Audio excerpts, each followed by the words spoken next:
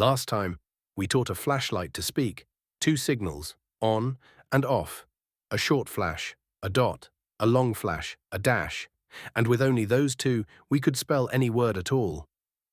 But we left a question hanging in the dark. If two symbols are everything you have, how many messages can they hold? Two feels like almost nothing, so why was it enough? The answer isn't in the light, it's in the counting. Welcome back to Code. Start where we left off. You already know Morse code, and to send a letter, it's easy. Picture the whole alphabet laid out as a table, every letter, beside its own little pattern of dots and dashes.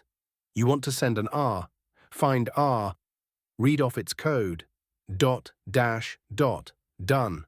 But now turn it around. You're across the street. You're the one receiving. A flash arrives out of the dark. Dot, dash, dot. Quick, which letter was that?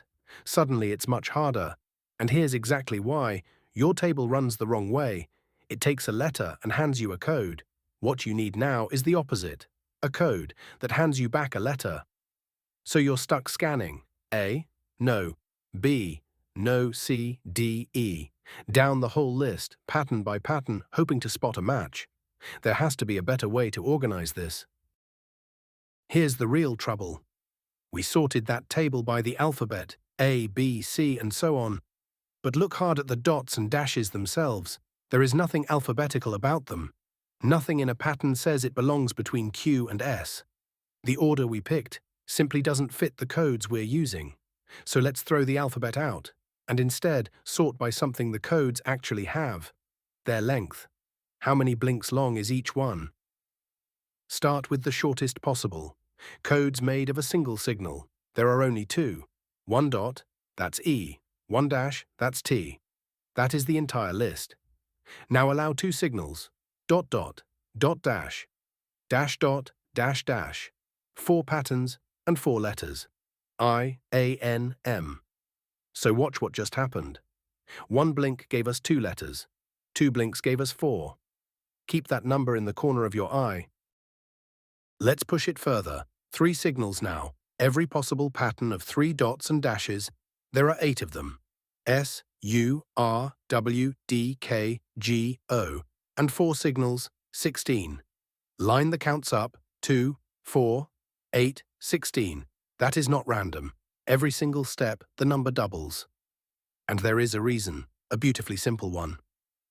Take any code you already have. To make a longer code out of it, you've got exactly 2 choices for what comes next. Add a dot or add a dash. That's all there is. So every code splits into 2. One child that ends in a dot. One child that ends in a dash. The whole set copies itself, and then grows a fresh branch. That's why it doubles. Not by luck, by the shape of the thing itself. 2 roots, each one grows 2, those grow 2 more. A tree of signals, splitting again, and again, and again. Let's write down what the doubling actually gives us. 1 signal, 2 codes. 2 signals, 2 times 2. 3 signals, 2 times 2 times 2. It's just 2 multiplied by itself over and over. And mathematicians have a tidy shorthand for that. A small number floating up high. 2 to the first, 2 to the second, 2 to the third. Powers of 2, 2. 4, 8, 16, 32, 64. And it keeps on climbing. 128, 256. And by just 10 signals, more than 1,000 different codes. All of it out of 2 little symbols. This is exactly what makes Morse a binary code.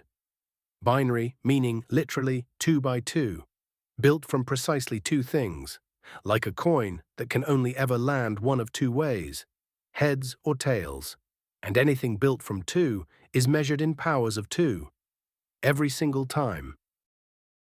Now remember our poor receiver, the one scanning the whole alphabet just to read a single letter. That branching tree we built quietly solved their problem. A flash comes in. Dot, take the first branch. Dash, follow the next. Dot, one more step. And you arrive. Exactly on R. No scanning, no guessing. Every path through the tree leads to one letter, and one letter only. follow the signal, and the tree simply hands you the answer.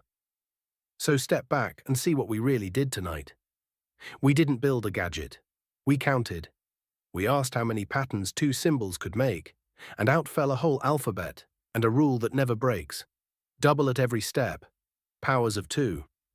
This kind of counting even has a name, combinatorics, and it is hiding underneath the very machine you're watching this on. Next time, we meet a boy who was blind, and a code made not of light, but of raised dots, read with a fingertip, 6 dots, each one either up or down. 2 choices, 6 times over. And you already know how to count that.